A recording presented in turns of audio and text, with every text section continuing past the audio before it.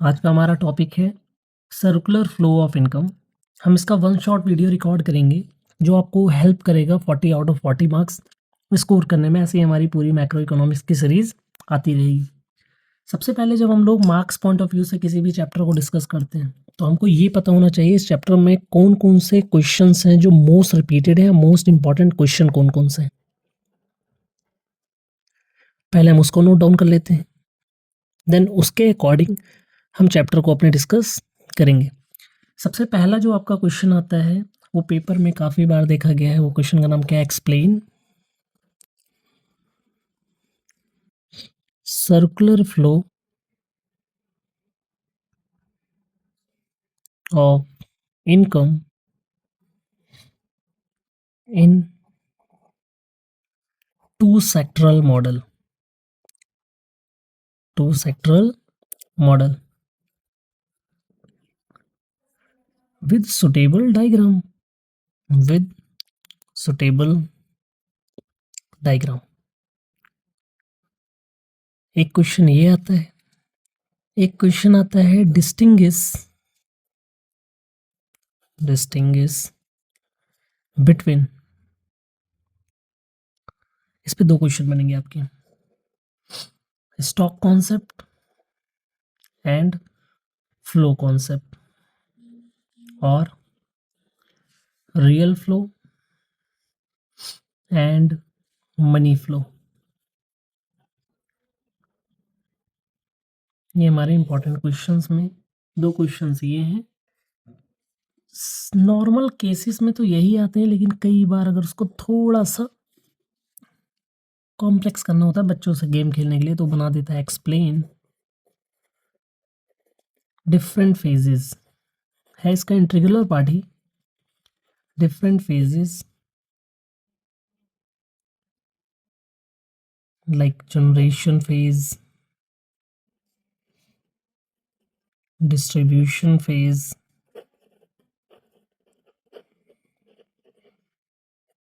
and disposition phase।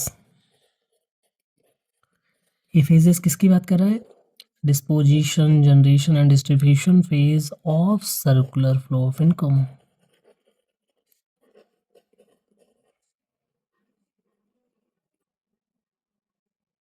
यही चार questions हैं जो हमको आपके एग्जाम के पॉइंट ऑफ व्यू से डिस्कस करने। देन आगे बढ़ते हैं, लेट्स स्टार्ट। हमारा पहला क्वेश्चन कौन सा है? Circular flow of income in two sectoral model with suitable diagram. तो सबसे पहले बच्चे मुझे ये पता होना चाहिए टू सेक्टरल मॉडल में कौन कौन लोग आते हैं। टू सेक्टरल मॉडल में आते हैं पहला हाउस होल्ड,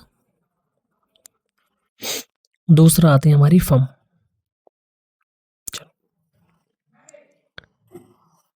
इन्होंने बोला कि जब भी एक्सप्लेन करिएगा सुटेबल डायग्राम का यूज़ करिएगा। तो स्टार्ट करते हैं सबसे पहले हम डायग्राम से। पहले डायग्राम की अंडरस्टैंडिंग ले लेते हैं।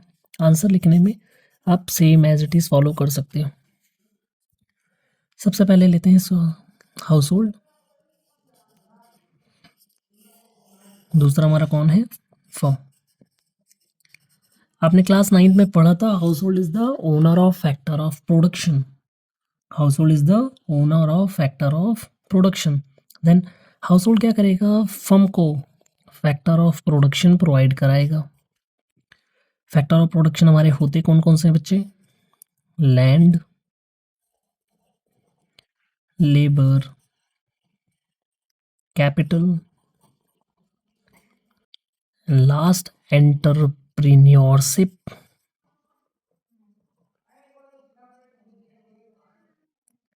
अच्छा अच्छा, आपको भी पता है बच्चा, कोई फ्री ऑफ कॉस्ट तो पढ़ाई कराएगा नहीं।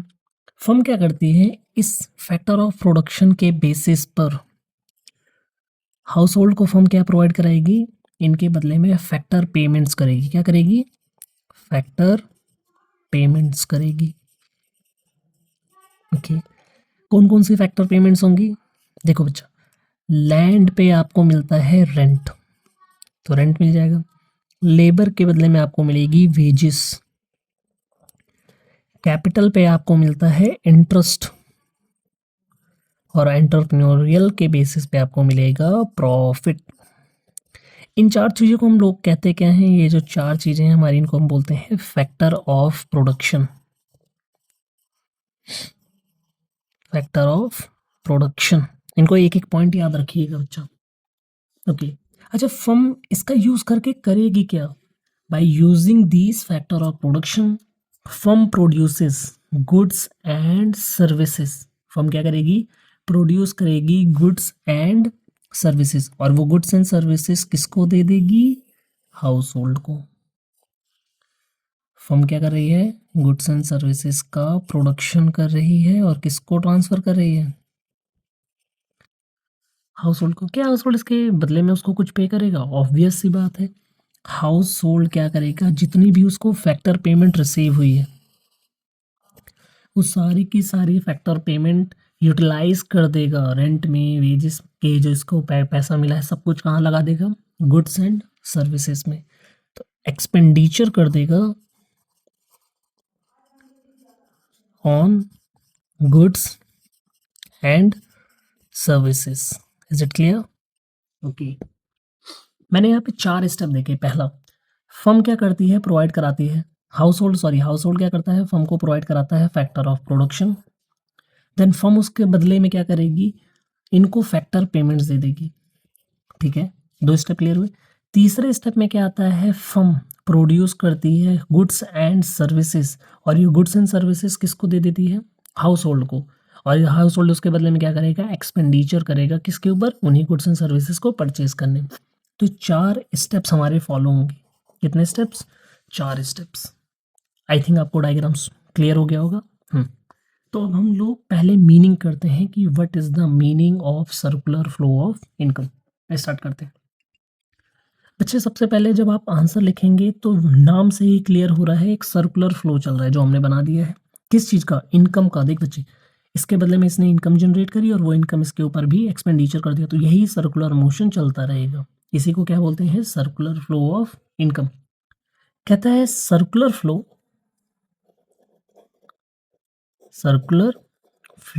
Of income. क्या है सर्कुलर फ्लो ऑफ इनकम? तो स्टार्ट करेंगे। Circular flow of income refers to the, ये चलता जाएगा ना, तो इसलिए इसका नाम क्या दे दिया? Continuous movement. क्या कहेंगे इसको? Continuous movement. किस चीज का? मनी का। कॉन्टिन्यूअस मूवमेंट ऑफ मनी और इनकम और गुड्स, और क्या चीज आई? सर्विसेज। किसके बीच में हो रहा है? बिटवीन। हम लोग 2 सेक्टर पढ़ रहे हैं ना, इसलिए क्या लिखेंगे? House hold and firm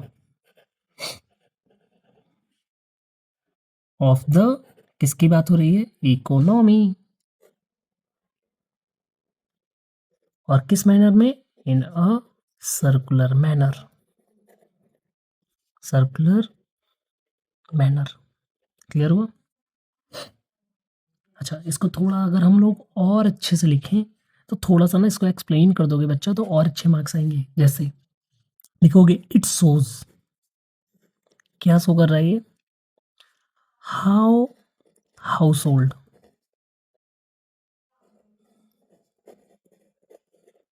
provide करेगा क्या? Factor of production. कौन कौन से थे factor of production? Land, labour, capital, entrepreneurship. किसको प्रोवाइड करता है? To firm. And in return, इसको रिसीव में क्या मिलेगा? In return receive factor income. कौन कौन से फैक्टर इनकम ये रिसीव करता है बच्चे? Rent, wages, interest and profit. Is it clear? और ये इस पैसे को कहाँ लगा देगा? Which they spend to buy goods and services. कहाँ पे लगा देगा? गुड्स एंड सर्विसेज को बाय करने में, जो कि प्रोड्यूस किसने की थी? फर्म ने। Produced by firm. क्लियर हुआ? और ये साइकिल जो चल रहा है, दिस साइकिल रिपीट्स continuously,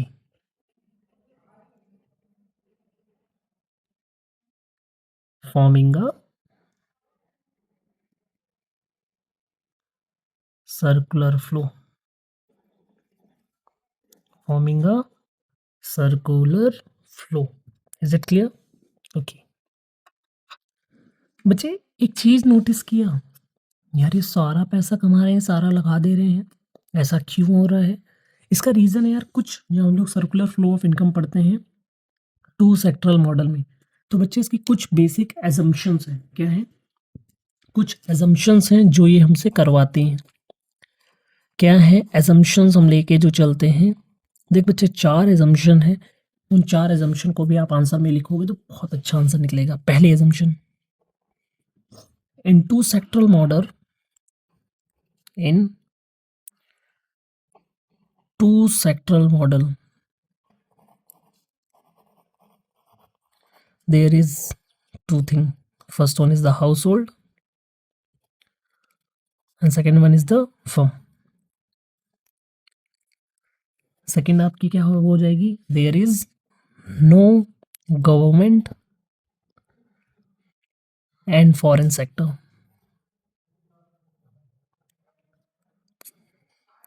तो मैं कह सकता हूं हम किसकी बात कर रहे हैं? अगर फॉरेन सेक्टर को एक्सक्लूड कर दें तो क्लोज्ड इकोनॉमी की बात हो रही है।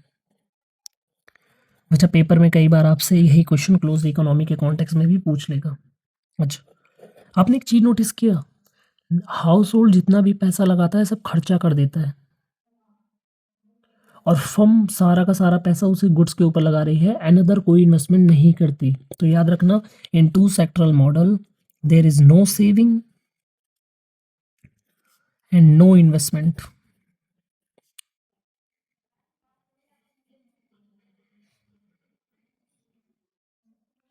और लास्ट थिंग, फर्म जो हमारी फर्म होगी वो क्या करेगी? Firm spends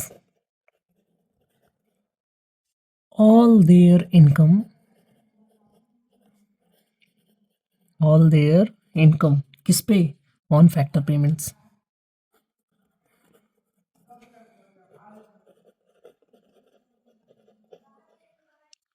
and household कहाँ लगाएगा? On consumption. हाउस होल्ड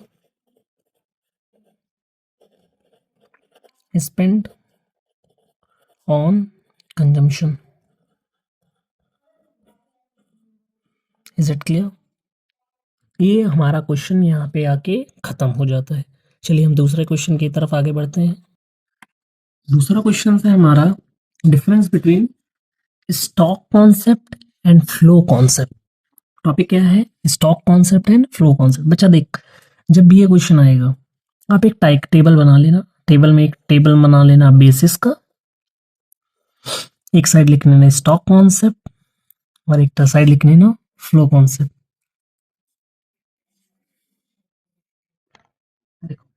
सबसे पहले बेसिस में हम इसका मीनिंग लेके चलते हैं। क्या लेके चलते हैं? मीनिंग। क्या मीनिंग होता है स्टॉक का और क्या मीनिंग होता है हमारा फ्लो का? तो स्टॉक का मीनिंग क्या होता है? कहते हैं दीज आर दोज वेरिएबल्स, ऐसे variables which can be measured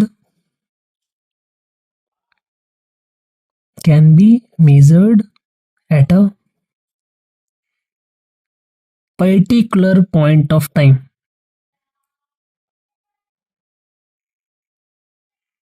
मतलब ऐसे वेरिएबल्स जिनको मैं किसी भी टाइम में मेजर कर सकता हूं, वो क्या होंगे?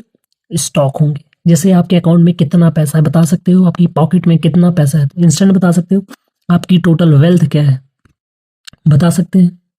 लेकिन मैं अगर आपसे बोलूं आपकी कंपनी का प्रॉफिट कितना होगा, आपको पता है प्रॉफिट निकलता है फॉर द ईयर एंडेड, तो पूरे साल का वेट करना पड़ेगा। अगर मैं आपसे कहूँ नेशनल इनकम कितनी होगी, तो आपको पता है पूरे साल का वेट करना पड़ेगा। तो ऐसे वेरिएबल्स जिसको आप इंस्टेंट मतलब कभी भी मेजर कर सकते हो, वो क्या होंगे? स्टॉक। लेकिन हमने बोला नेशनल इनकम, वो तो पूरे साल वेट करना पड़ेगा। प्रॉफिट, लॉस, तो ये सबके लिए पूरे साल वेट करना होता है। तो ऐसे वेरिएबल्स को हम क्या कहते हैं? फ्लो। तो डेफिनेशन क्या बन जाती है? These are those variable which can be measured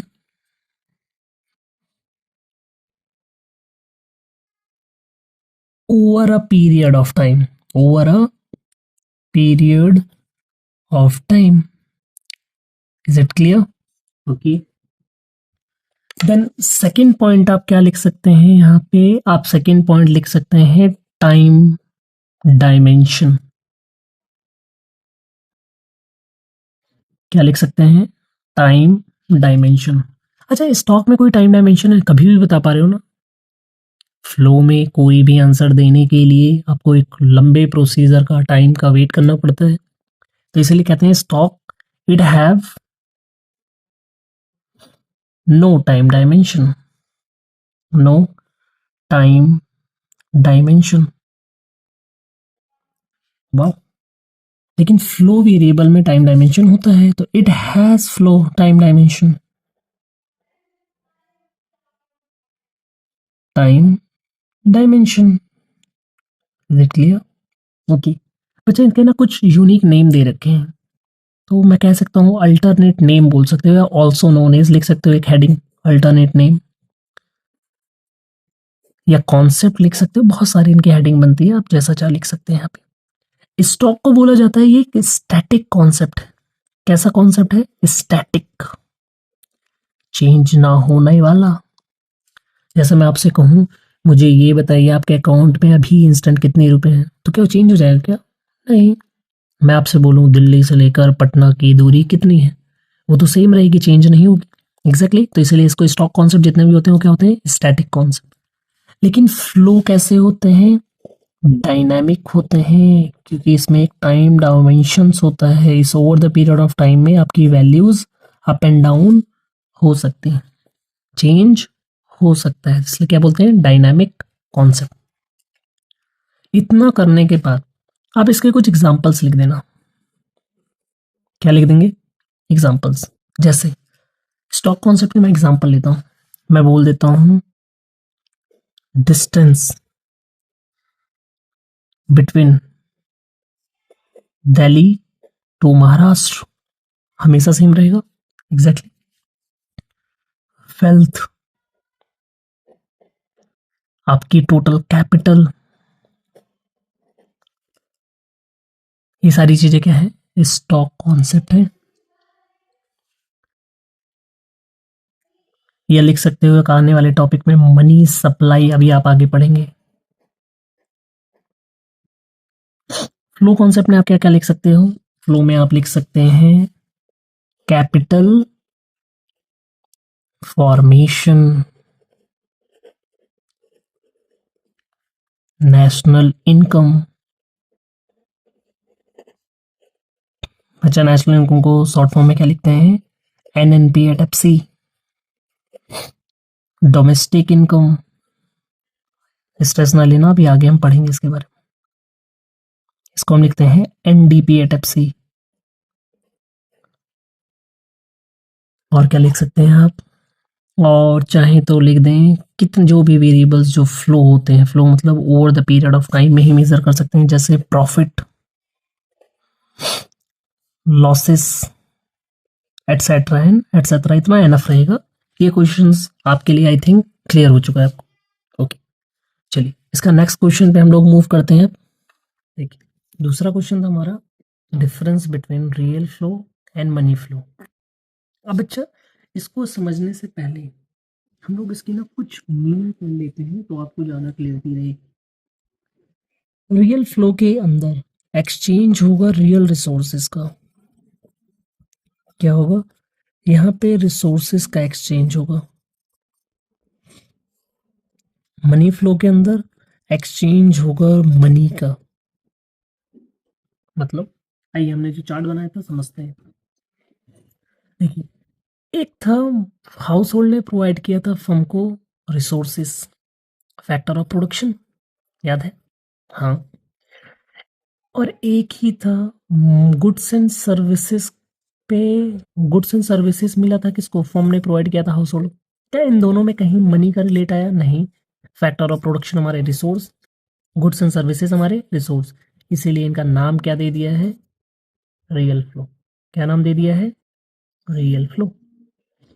अच्छा हाँ यार, ये तो क्लियर है। मैंने देखा एक और सिस्टम आया था जहाँ पे फैक्टर पेमेंट्स की गई थी हाउस होल्ड से फर्म में, भाई मनी आया है, पैसे में आया होगा, और हाउस होल्ड ने एक्सपेंडिचर किया था, मतलब इसमें भी पैसे का इनरोलमेंट आएगा। तो मैंने देखा 0.4 और 0.2, इन दोनों में पैसे का रोल आ रहा है, इसीलिए इसको क्या बोलते हैं? Money flow. क्या बोल देते हैं? मनी। यार ये तो सिंपल है। हाँ, एक्चुअल में ही सिंपल है। आइए लिखते हैं क्या कहना चाह रहा है आंसर। एक साइड हम हेडिंग डालते हैं रियल फ्लो,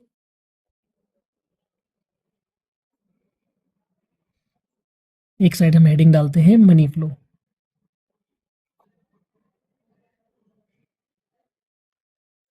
कहता है what is the meaning of real flow. पहले हम डालते हैं हेडिंग मीनिंग। कहता है it involves the flow of, the flow of factor services, factor services कौन देता है? Factor services from household to firms, याद है? एंड फर्म क्या प्रोवाइड कराती है? Flow of goods and services from firm to house hold, as it simple. Exactly. Money flow में हमने क्या देखा था? यहाँ पे फ्लो होगा मनी का, तो यहाँ पे इसीलिए इसका नाम क्या दे रखा है? द फ्लो, या लिख सकते हैं the flow of money, flow of money that is income in form of factor payments, या लिखना चाहें तो लिख सकते हैं wages, rents, interest, and last के एंटरप्रेन्योरशिप के बदले में प्रॉफिट मिलता था, ये तो इनकम थी। अच्छा, कहाँ से कहाँ पे मिलता है? फ्रॉम कौन देता है? फर्म देती है टू हाउस होल्ड, याद है? And house hold, house hold spend, house hold क्या करता है? स्पेंड करता है ऑन कंजम्पशन, किस पे स्पेंड करता है? Consumption of goods and services which is produced by firms. Clear?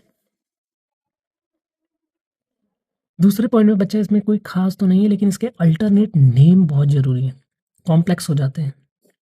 Alternate name, जैसे हमारे मनी फ्लो के सबसे पहले आपको दो नाम दे रखे हैं, एक होता है मॉनेटरी एंड नॉमिनल फ्लो। ये जरूर याद रखना, कई बार एग्जाम में आपको घुमाने के लिए क्वेश्चन है बहुत आसान, लेकिन घुमाने के लिए अलग अलग नाम से बता सकता है। रियल फ्लो का भी एक नाम दे रखा है फिजिकल फ्लो। क्या दे रखा है? Physical flow. क्लियर हो गया? बस इतना आप लिख दीजिएगा, एनफ रहेगा। हमारे यहाँ पे वाला क्वेश्चन भी खत्म होता है। आई थिंक चैप्टर आपको समझ आ रहा होगा। आगे हम क्वेश्चंस पे आते हैं।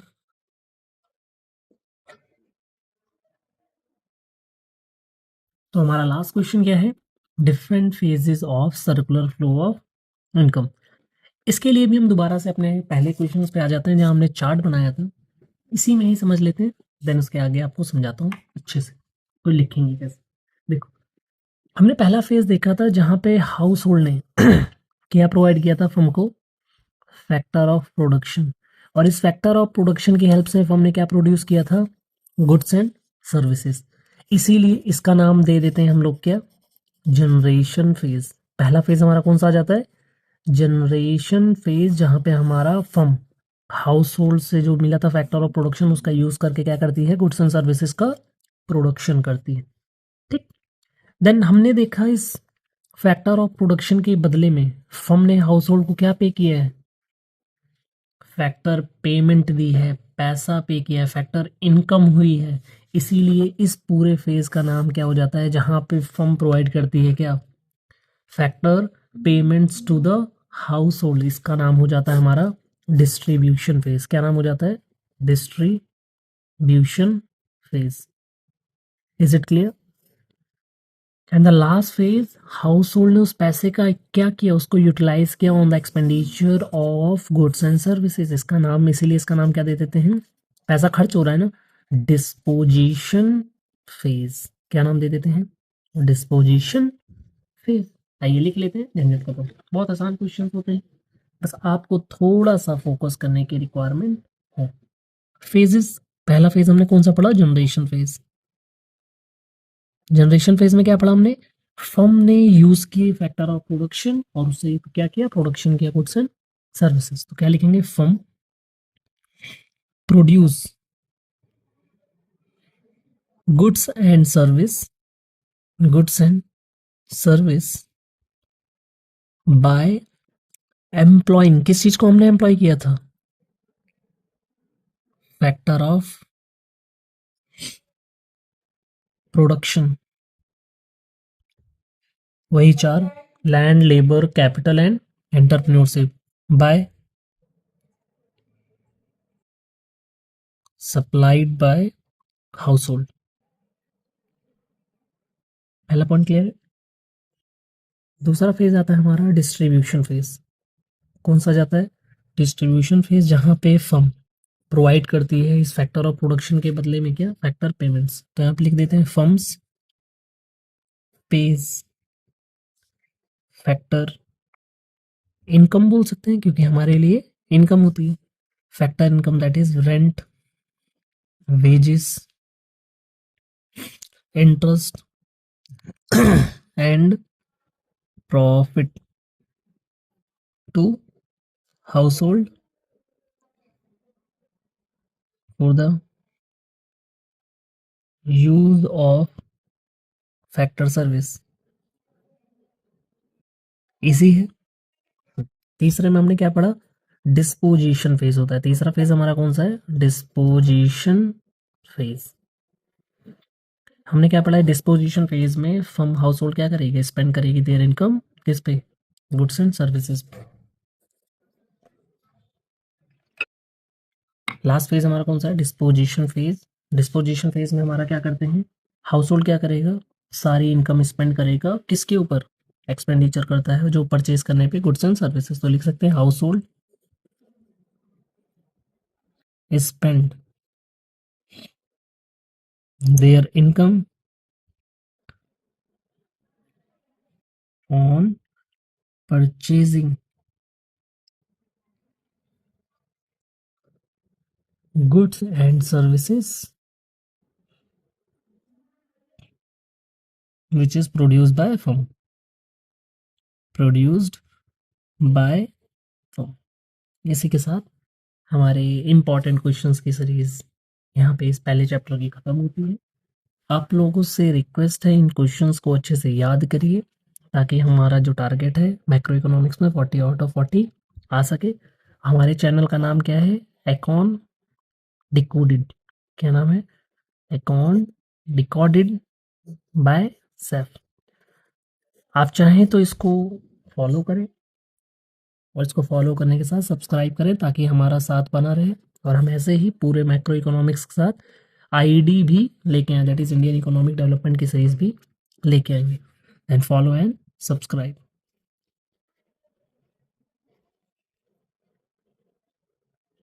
आप इसको शेयर भी करें ज़्यादा से ज़्यादा। Thanks a lot.